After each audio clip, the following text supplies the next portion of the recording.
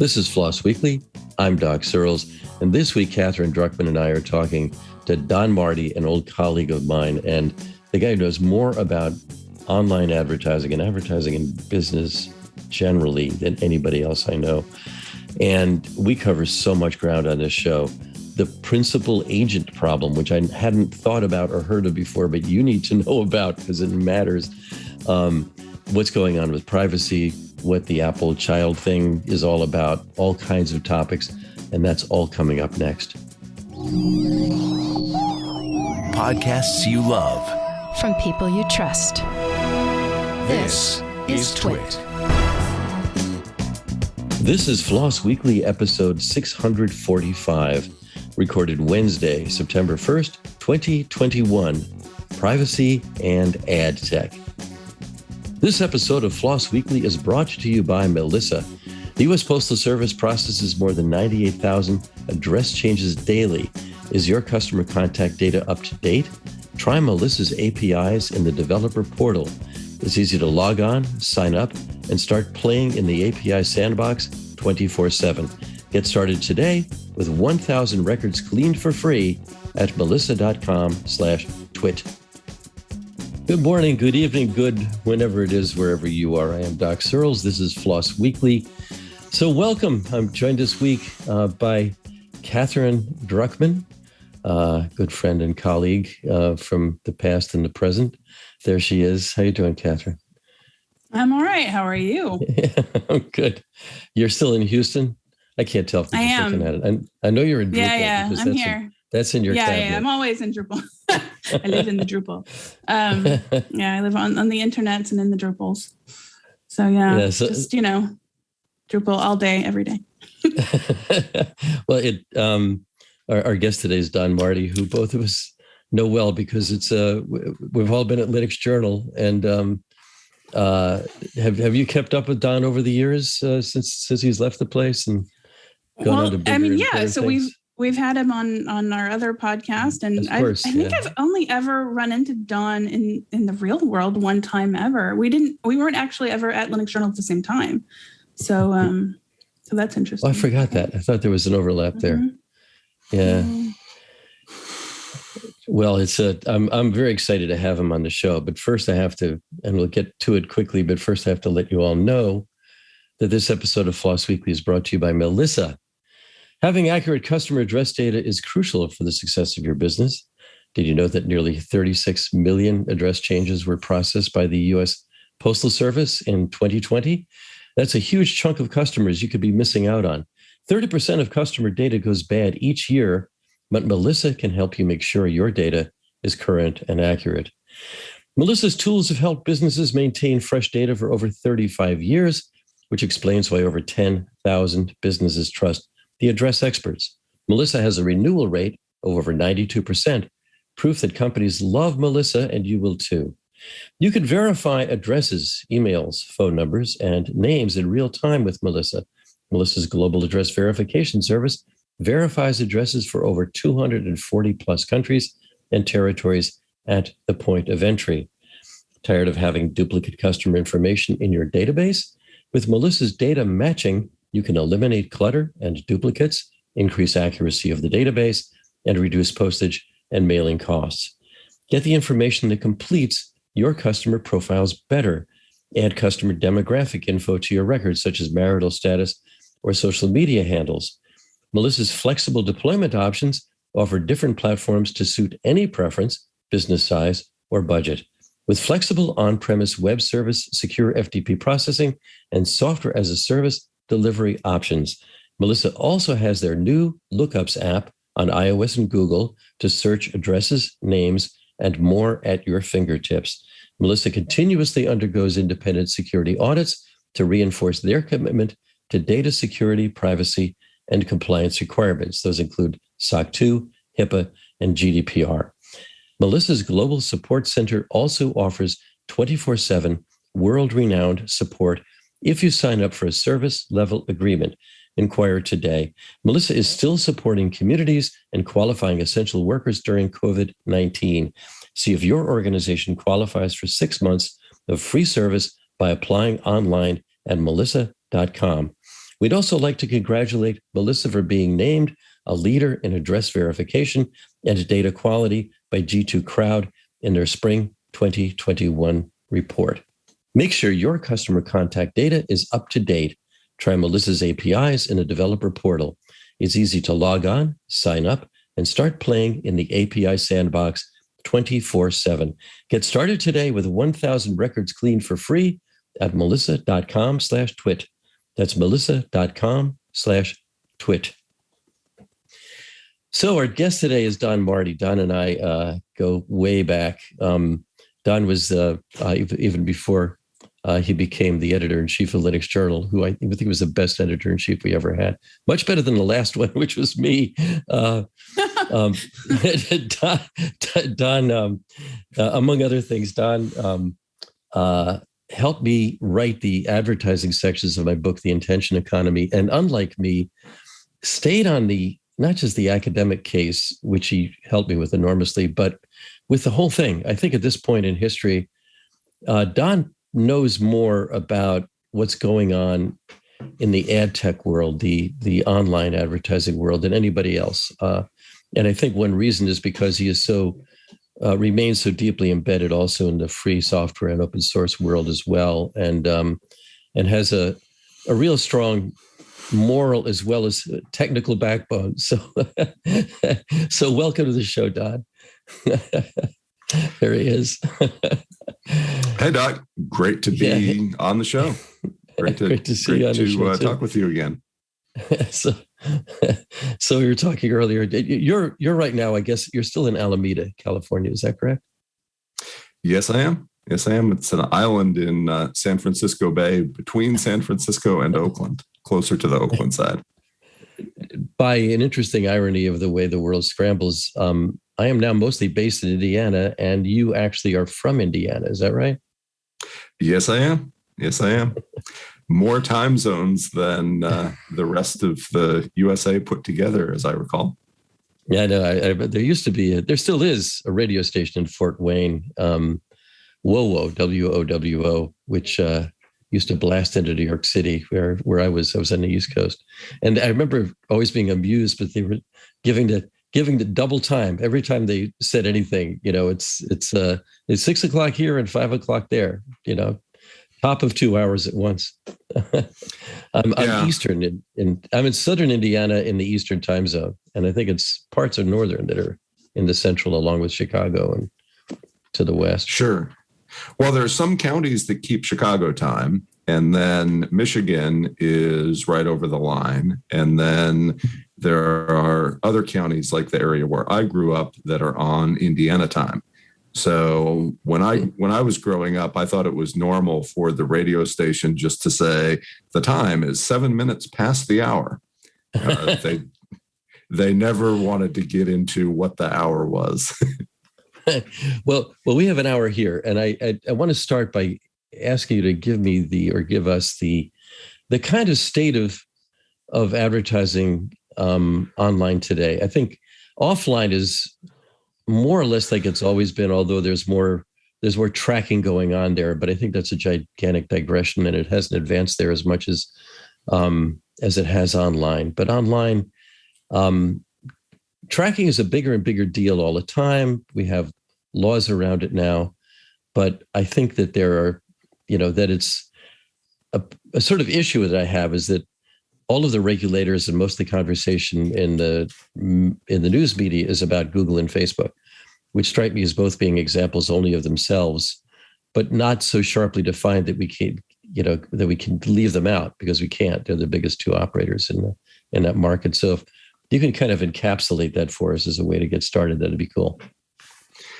Yeah, there are kind of three areas that seem to be where the news is on online advertising. And those are privacy regulations like GDPR, CCPA, new state privacy laws coming up.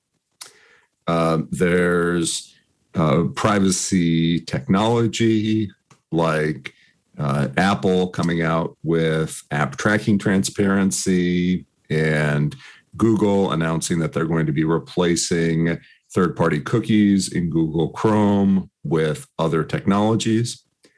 And then finally, there's the antitrust and competition policy angle, where people are concerned about particular systemically risky companies having too large of an influence in the market. And those are all important, and there's a lot of news on those topics. But what really moves a lot of the problems here is market design and how we set up the incentives and the flows of money and information between different layers of the advertising system.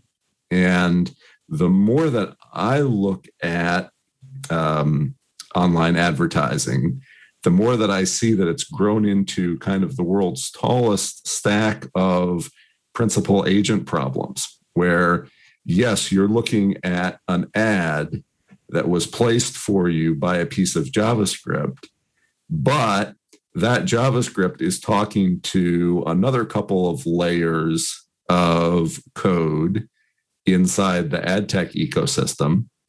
And then the top layer of code is talking to a company called a demand-side platform that is working for an advertising agency, that is working for a marketing department, that's working for a CMO, who's working for a CEO, who's working for a board of directors, who's working for the stockholders, who are probably mostly mutual funds and institutions. So finally, they're working for you. So you're looking at an ad that's owned by a company that you own a piece of, but you're looking at it through so many layers of decision makers that it's acting in a really unpredictable way. So where do Google and Facebook fit in that? It seems to me, I really like them, that the largest stack of principal actors, or principal agents, I think you put it, and in a way, as an individual, is a really essentially a passive role in it, because they're not busy saying, please give me an ad for this. It's more like there's a bunch of inference that happens all in many back ends that are kind of stacked up and cascade out. But where, so we can kind of pull apart what I was going to say is that I think people look at, I mean, if you're wanting to advertise, it's pretty simple to use Facebook, hire Facebook. This week, I just put it on Facebook. And I know from having talked to people at Facebook, though they don't publish much about this and no numbers at all, that most of their money comes to small businesses. They come from, the tackle shop, the nail salon, the pet supply store, whatever, and not the big brands. And a lot of it tends to be local. It's either local topically or local geographically. And that makes the things pretty simple, and yeah. So I'm just wondering if you could tell us what, where they fit in this ecosystem, and, maybe then go over to Google, because Google is the back end for a lot of the stuff that you listed as all those principal agents. Yeah. And it's kind of like going to the Apple Store or going to the Build a PC subreddit on Reddit and trying to figure out your computer that way. So most advertisers don't have the time or the specialized knowledge to do the advertising equivalent of building their own PC. So even if you might be able to get a better deal or have your ad run on content that has a bigger impact, there's that complexity barrier, as you point out, where as a small-time advertiser, you want to be able to pick out who sees the ad and track your results from that ad in a reasonable amount of time. And so Facebook does give you that all-in-one tool that turns out to fill the market niche for a lot of those small-time advertisers. So I wondered if we could kind of continue along those lines, actually, because, I think it's interesting that we have these kind of lofty ideological conversations a lot about the impact of ad tech and all of the unpleasant doors that it's opened. But, let's say you are a small business who is very conscious of the harm that maybe you see ad tech doing, and you want to promote your business in a maybe more ethical way. What are the options even? I mean, so we know that your one-stop shop that is maybe going to be Facebook ads or Google ads, but is there something else out there for small entities to reach audiences? That is a really good question. And that's a question that I am right now actively looking for an answer for. It turns out that the other market design problem in online advertising, besides principal agent problems, is time preferences. If you're a startup with a short runway, or a CMO with a short job tenure, people tend to stay in CMO jobs for 18 or 20 months, then the long-term costs of Facebook advertising don't really enter into the time horizon for your decision-making. So that Facebook is going to kill off a certain number of customers per million ad impressions. The situation is infectious diseases, climate disasters, terrorism, all that kind of stuff, right? So Facebook tends to kill off a fraction of their users. But if you're one of those categories of advertisers that has a short time horizon, most of the years of customer life lost are going to happen outside the time frame that you're considering. So it's the Facebook ads are a good fit for the short time horizon, high convenience niche. But there's another set of advertisers out there who are decision makers with a longer time horizon, possibly because they have investments in reputation or production facilities that they expect to pay off over a longer period. And those customers are inadequately served by Facebook ads. They're burning more customer life years than they would choose to if they had the option. Yeah, that's interesting. I think larger entities have so much more power and flexibility. I think in this arena, a larger entity can go to any number of organizations and really customize the way that they personalize and reach their customers and do acquisition and whatnot. And they have the ability to potentially, if they choose to, handle the personal data responsibly. It's everybody else, I kind of worry about.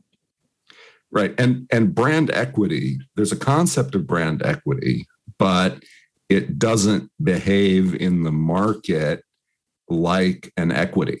So if you're a CMO, you can spend down brand equity to get conversions, and that brand equity doesn't show up on a balance sheet anywhere or an OKR anywhere. So burning through brand equity is unfortunately, in the interest of that link on the chain of principal agent problems.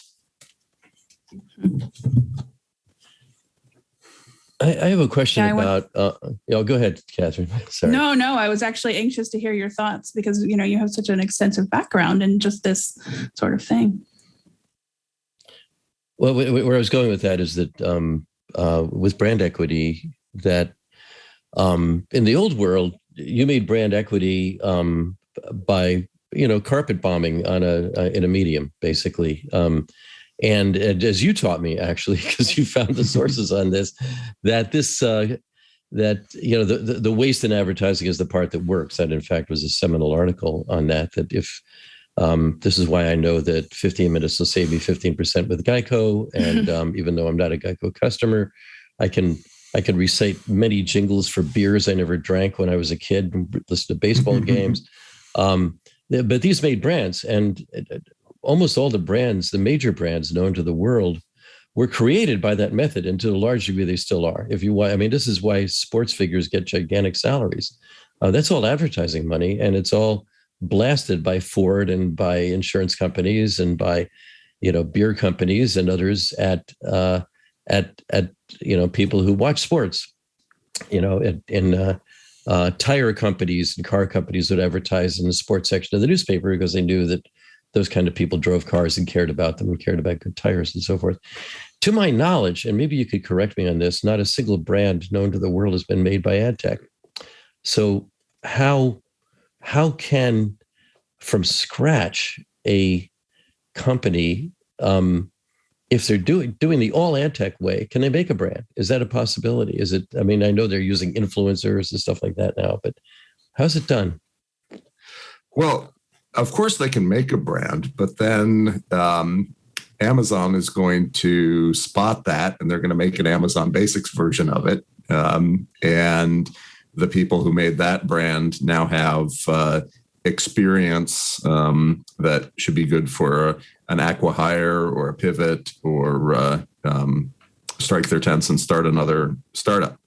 So there is a reason to do that kind of heavily conversion-oriented marketing in a lot of situations. What's harder to justify in the time frame that most business decisions are made on is the brand equity building. So you can almost think of brand equity as something like a proof of work algorithm, where I'll give you an example. I got new tires on my car a while ago, and I had two choices. I could get the Michelin tires, or I could get the tires that were, I think, like $15 or $20 cheaper per tire, but it was a brand that I hadn't heard of. So what is the value to Michelin of being able to sell me their tires, which presumably don't cost them that much more to make once they've got the engineering work done? What's the value to Michelin of getting an extra $60 per set of tires when I don't think I've seen any Michelin advertising since I was reading car ads in the 8th grade? So it's a difficult market design problem because we've got a need for reputation building, but the information that brand is trying to get across is only credible if it would have cost them a lot to send a misleading communication. So the reason why you buy a branded item instead of a cheap generic item or store brand or Amazon Basics or whatever is kind of a miniature version of Pascal's wager. You spend a little bit extra now in order to avoid catching hell in the future for having picked the wrong thing. That's interesting. I'm wondering. It occurs to me actually that there's the sponsors that we tend to have on our show are, I think, kind of in the upper tier of their categories, and if you want to be in that tier, you have to do that proof of work, I guess. That might be a way of putting it. But we're a niche show too, and so that makes a difference as well. So you sort of pick it. We're not in the Adtech world, especially as far as I know. So what matters here is, we'll encourage people to, buy what our advertisers have or whatever. But there's I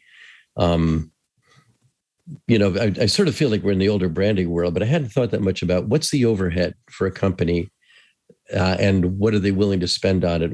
How do they rationalize what they're going to spend on? That's not a very well-placed question, but it seems to me that the choices one has now are a lot different than they were when I, was the creative director of an ad agency, which I was before I started at Linux Journal. So, yeah. Right. And this is where we kind of get into the problem of the two class sets of marketing literature. So there's information about how to do marketing that you can get for free. And there's information on how to do marketing that is paywalled or cost money. And so there's a book that's kind of your ticket into the world of marketing information that you have to pay for. And it's called How Brands Grow by Byron Sharp.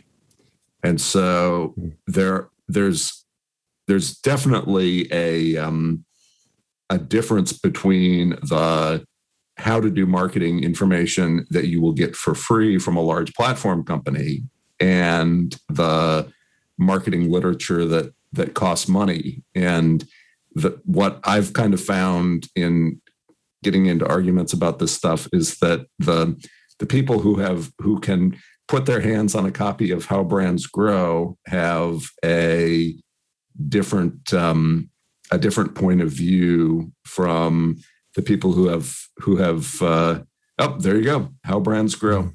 That's the audiobook version. I have the hardcover. There's a Kindle version if you like being able to search. But it's really interesting to think about how some brands are just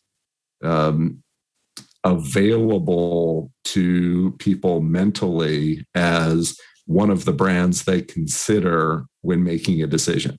And so the role of advertising in getting a brand onto that short list, like I would have with Michelin tires or Goodyear tires, right, is underrated, and it's not really covered by the kind of marketing tutorials that you can get for free from the big platform companies.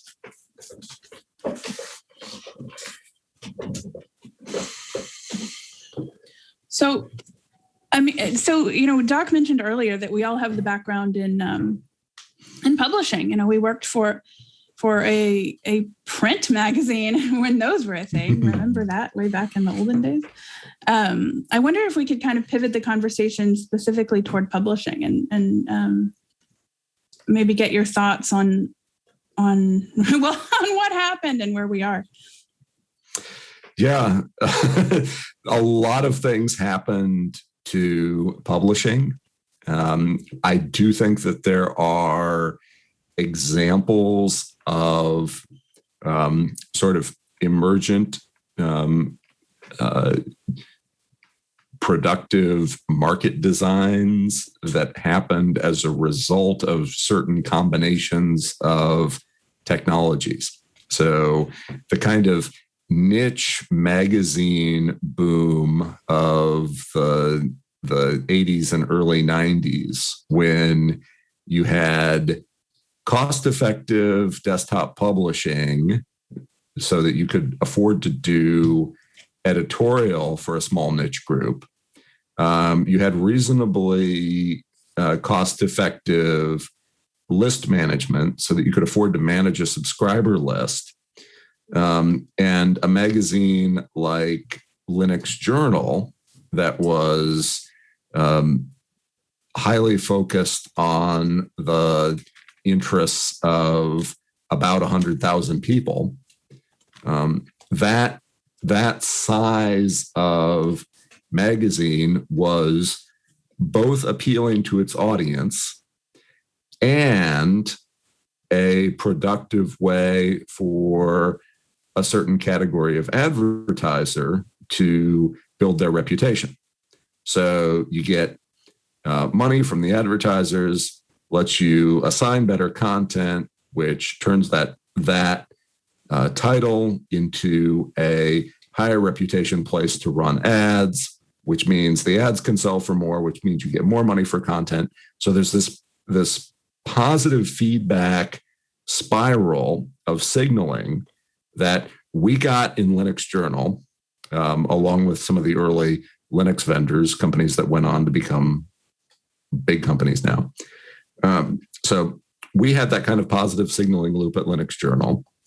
I would argue that the NFL and Budweiser have that kind of signaling loop going on today.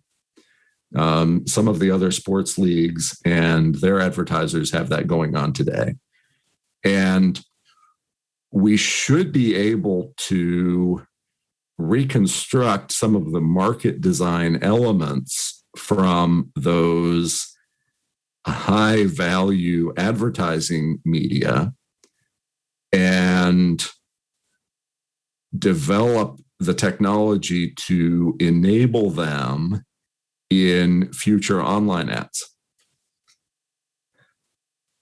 Yeah, I think in a perfect world, honestly, if we could do it over again, the ad tech that Doc speaks of frequently in terms of Google ads and similar, it doesn't really sustain anything, any serious content creation. And I think that's why, you mentioned influencers earlier. And I think that's, I don't think there are influencers out there making it, although I've heard YouTube ads are profitable, but I think a lot of it is direct relationships with brands. And it seems to me that that's so obviously the way that a publication would survive. I just wonder, why journalism has less support than, an Instagrammer. And if that sounds cynical, apologies. But I don't know. I wonder what you thought about that. Well, that's a place where Cafe Media, I'm just going to use Cafe Media as an example here. Oh, that's great.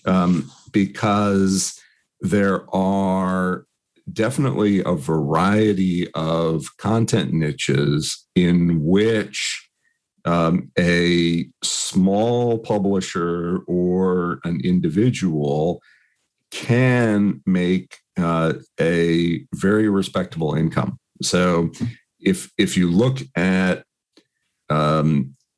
roughly, if you look at editorial salaries and income from successful ad-supported blogs, a successful ad-supported blog is capable of generating a reasonable income. But the big problem with hooking that up is that, just like from the advertiser side, there are a lot of moving parts.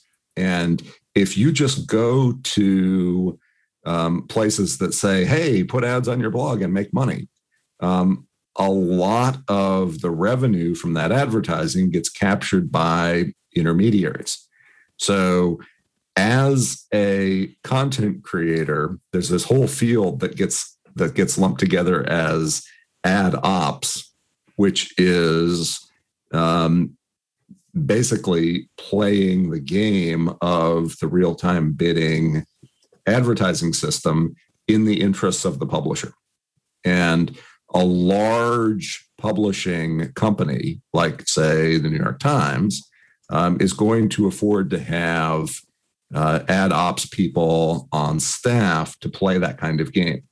From the point of view of an individual publisher, you really want to be able to go through your site, make sure that all the advertising related JavaScript code that gets onto that site is managed centrally.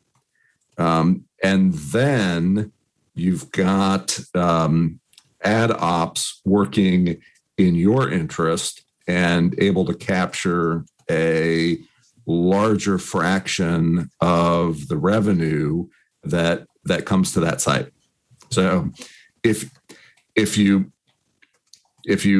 remember William Gibson saying the future is already here, it's just not widely distributed, the ability of independent content creators to monetize is already here, but it's only available to content creators who are in the right kind of niche with the right kind of audience, and who can draw on those kinds of technical capabilities, either from in-house ad ops teams or by working with a service.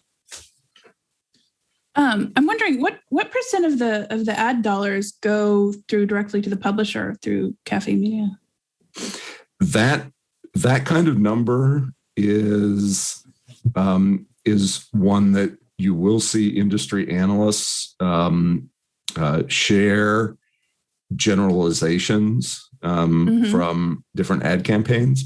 And so it's very easy for an advertiser to stand up a campaign and have a huge fraction of that money end up in the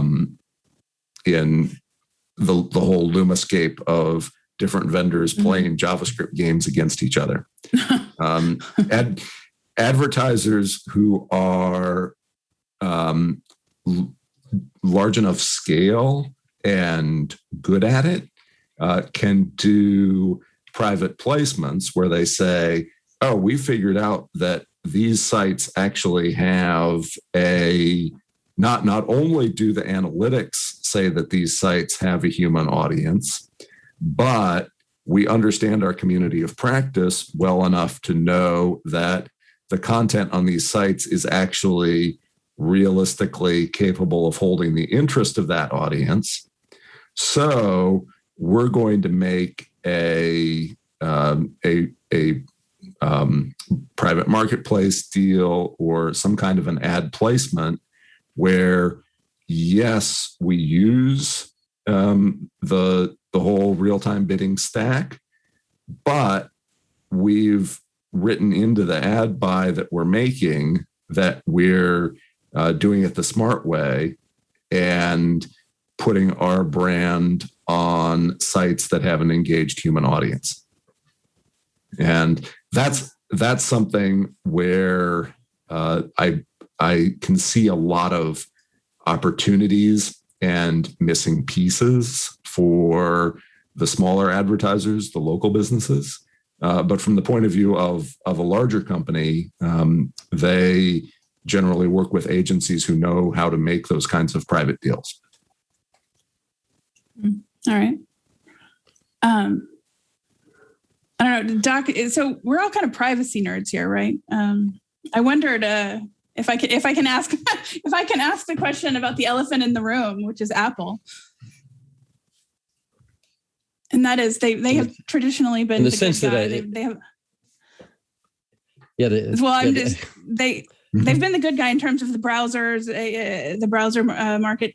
Safari has taken the lead on a lot of interesting privacy features and that sort of thing. But now they've done the child safety feature that has created a bit of an uproar. And I was really curious about your thoughts on that, being somebody who is enthusiastic about privacy. Well, Apple is in a hard situation where they know that it's only a matter of time until somebody, some future perpetrator of some heinous crime gets arrested and entered into evidence is an iPhone that's covered with blood and the FBI can't unlock it. So I think that at that scale, a company like that has to consider worst case scenarios and what happens in a crime of the century news story where one of their products is on TV every day.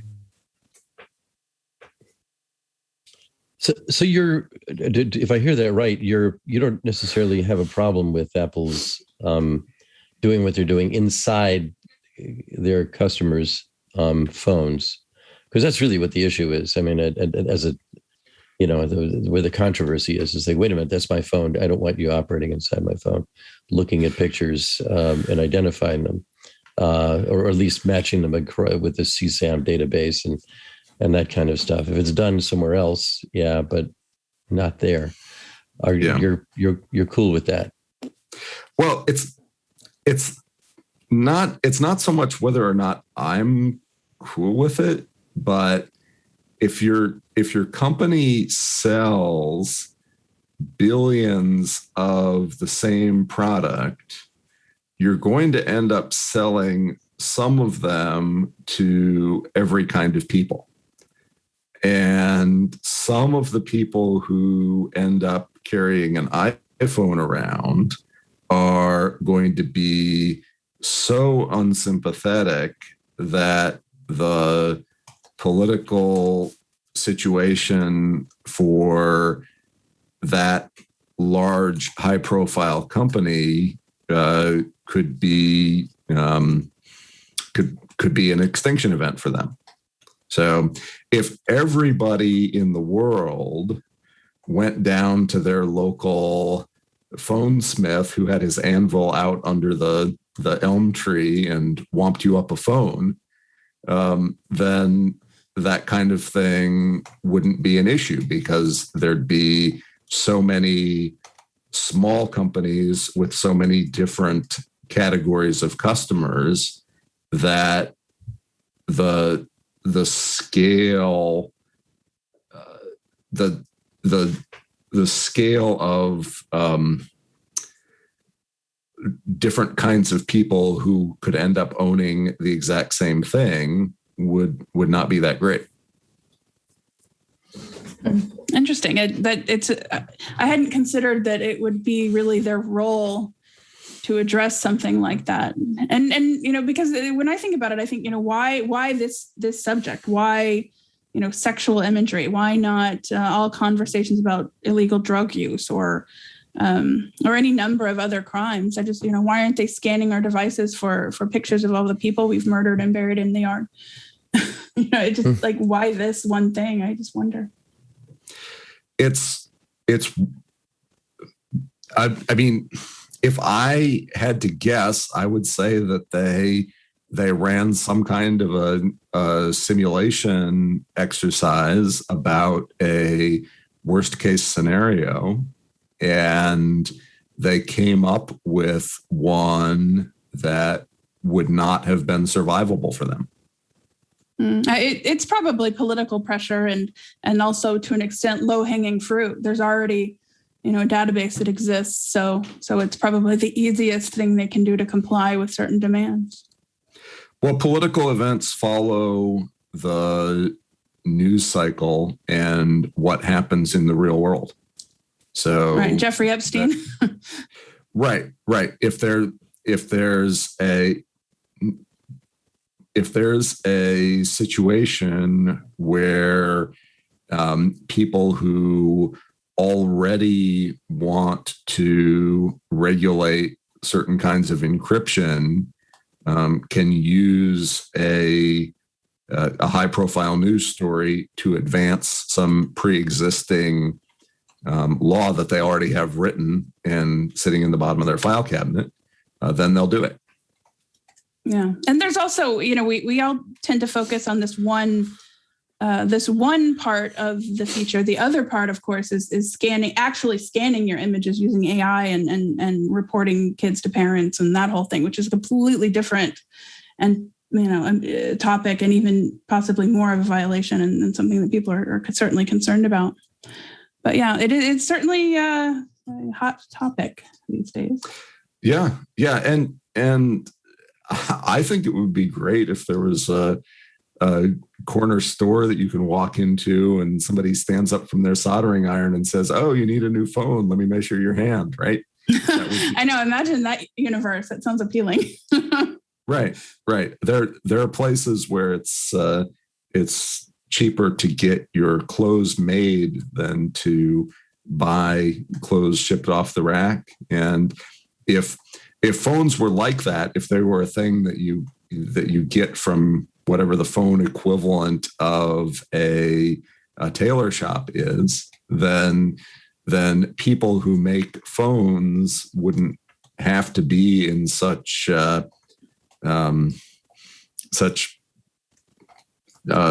no-win situations. Right.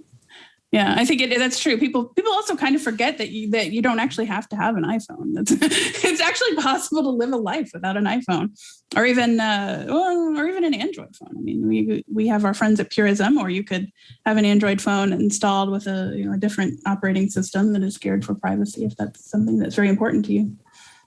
Yeah, but so much of people's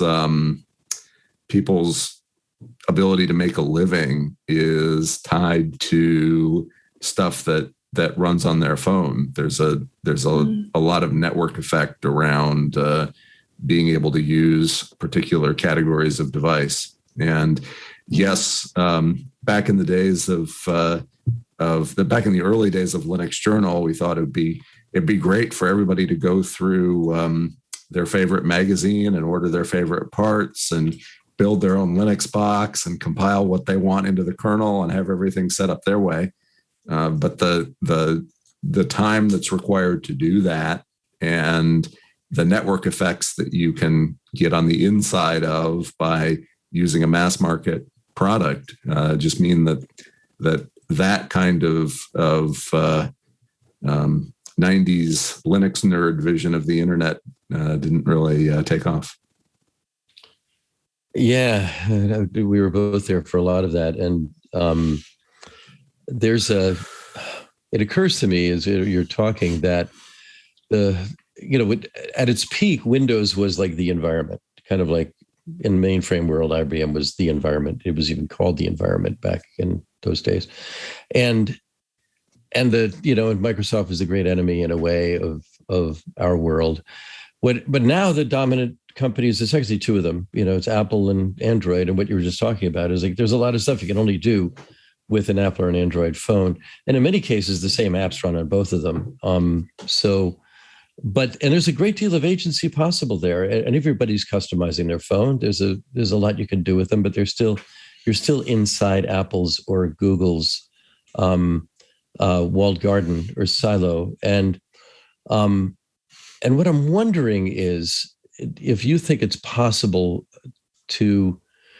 is it impossibly utopian to imagine a world where we do have that kind of agency again, that we enjoyed in those early days? I mean, we've had others on the show that talked about how the original idea with the Apache web server was that we'd all have a web server. We all had our own. I'm not highly technical, but I ran my own email box, and it was in a server in my house under a chair. These things were possible back then, and now I need I need Rackspace or Google or some cloud-based system to filter out the 99.x% of spam, which constitutes the entirety of email traffic. But email is still there. We can have, no company owns email, fortunately. I mean, Google dominates it in a way, but they don't own it. You can move it's a substitutable service. You can move your email off of Google onto some other thing because there are these underlying protocols that make it possible. And it's sort of like the high level I'm going toward here, because this is something in my head the last few weeks, is that we're kind of lost on the web. The web being a client-server system, we're always going to be the client. We're always going to be just the user. We're always going to be the consumer. We're not going to be able to proffer terms of our own. We're not going to be able to have the level of agency that we frankly do in the physical world. But we can't in the web as it's constituted, or in the app ecosystem that two companies run. And is there hope for something that's an alternative to that? And I hope you say yes, because I'm working on that. So yeah.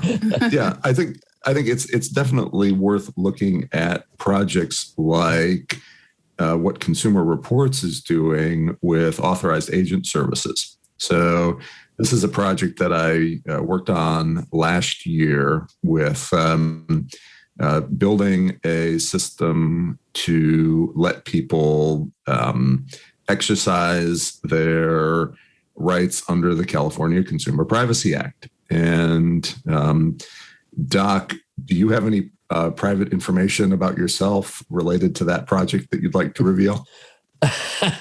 No, but I remember I did participate in it at your urging, and I remember it completely threw off AT&T. Like they wanted to get in touch with me personally and ask, "What are you trying to do? We don't understand."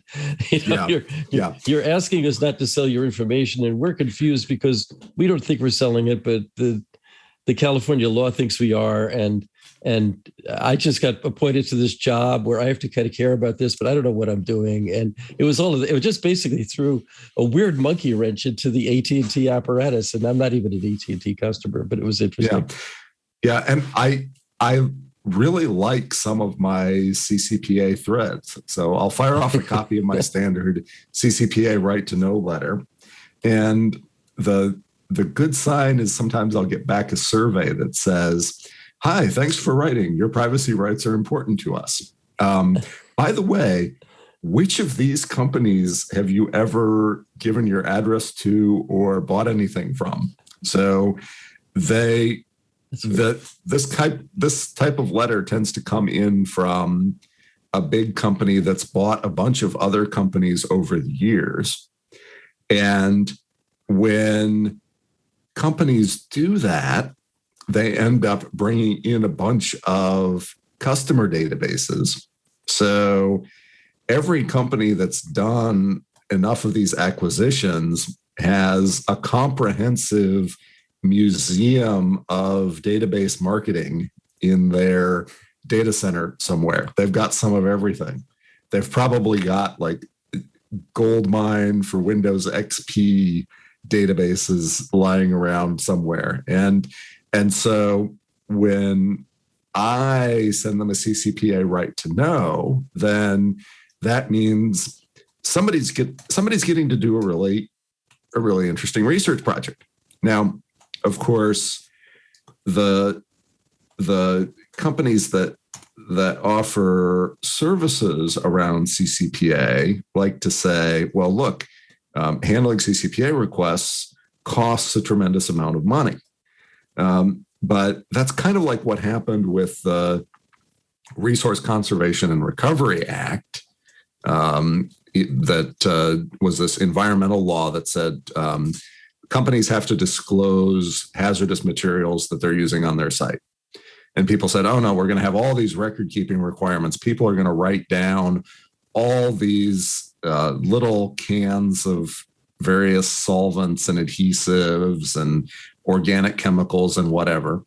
And that ended up not being what happened. What happened was companies cleaned out their chemical cabinets. They kind of realized, you know what, we don't need to have this metal cabinet of dusty old hazmat sitting around here. It's easier for us to sell that stuff or move it to a central location or somehow deal with it than it is to keep doing all this paperwork for the EPA.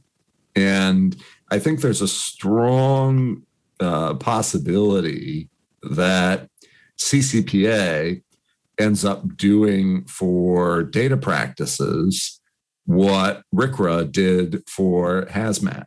People are going to say, is it worth it to keep all this random customer PII around because we might need it in the future?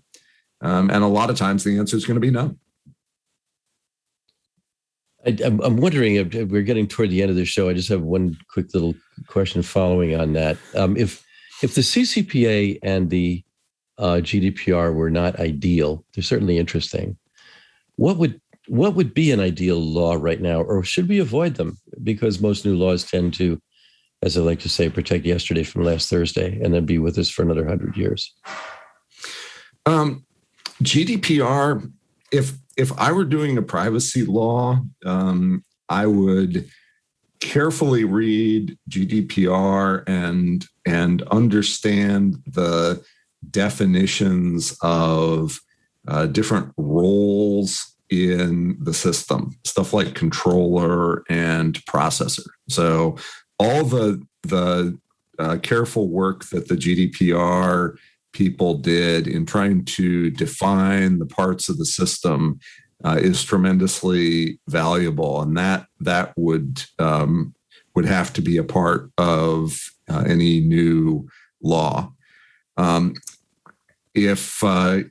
If you're collecting links for the show notes, I can send you a link to a Consumer Reports model state privacy law, where a lot of the practical aspects of dealing with exercising your rights under the law should be pretty well laid out. And so the Consumer Reports model state law is pretty close, and it's a good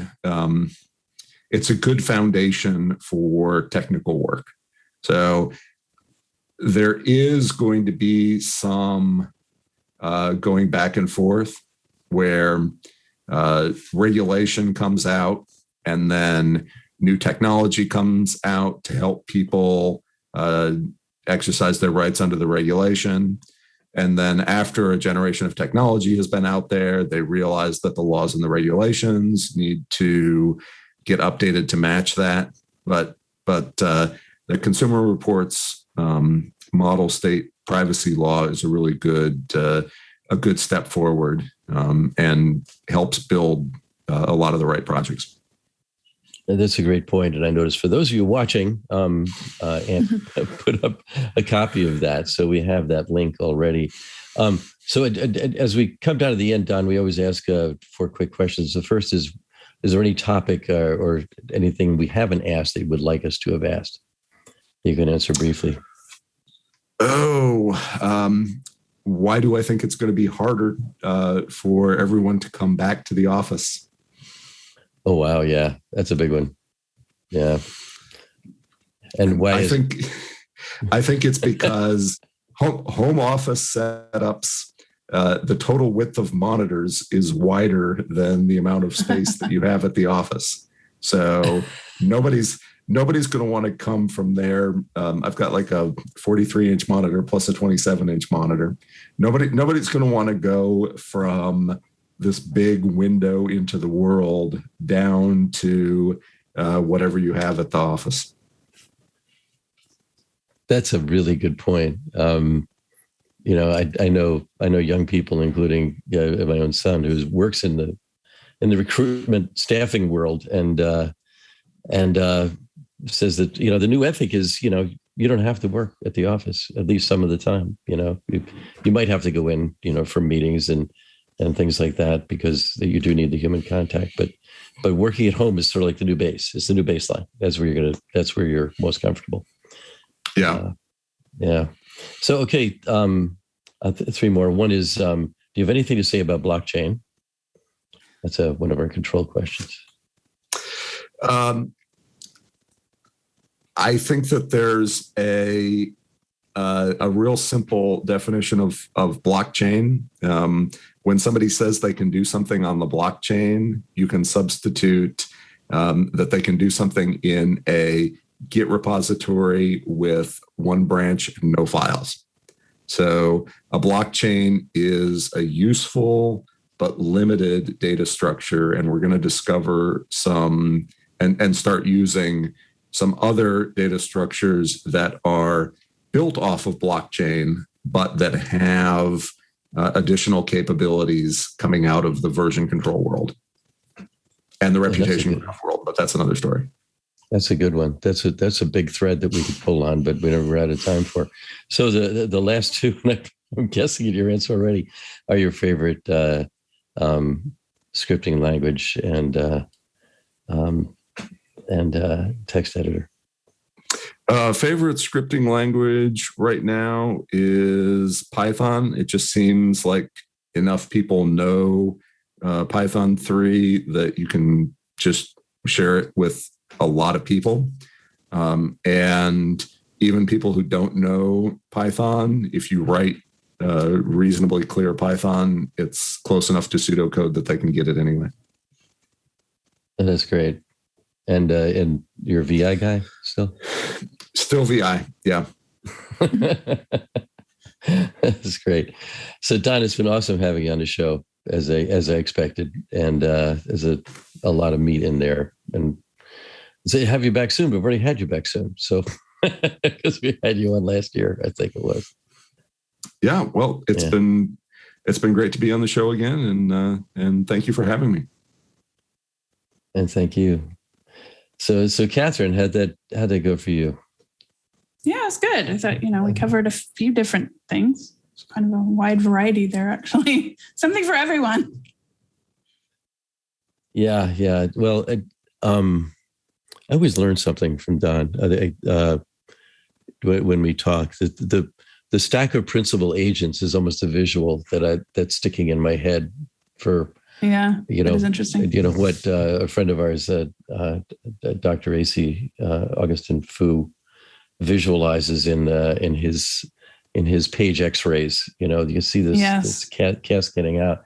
But looking at it economically and operationally for the people trying to place the ads upstream through all of that stuff is pretty crazy. Actually, it's a pretty crazy system, and the sort of simplified way that they're approaching it with Cafe Media and others. That's interesting stuff too.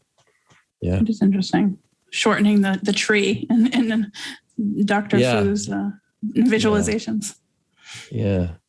So do you have anything to plug? I know you can plug us.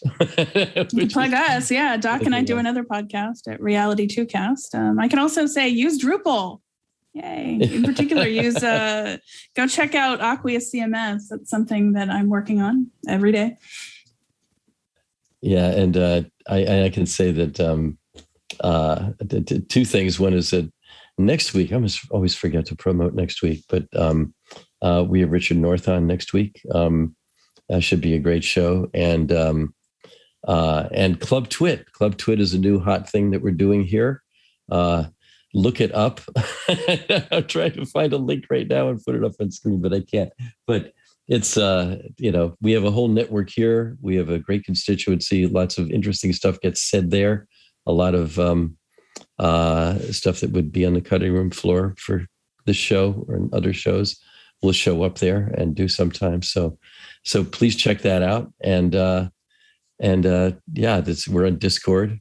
But I was looking for it. I didn't see the screen. There it is. Ant's running it through. Yeah, it's interesting stuff. It's a fun place to go. It's only $7 a month and worth it. And we really go down to twit.tv/clubtwit. Okay, so been a great show, and we'll see you next week. If you find yourself talking to those virtual assistants in your house quite often, or maybe you can make your light turn on and off with the touch of a button, well, Smart Tech Today is the show for you. Join Matthew Casanelli and myself, Micah Sargent, every week as we talk all about smart stuff and the fun that comes along with it.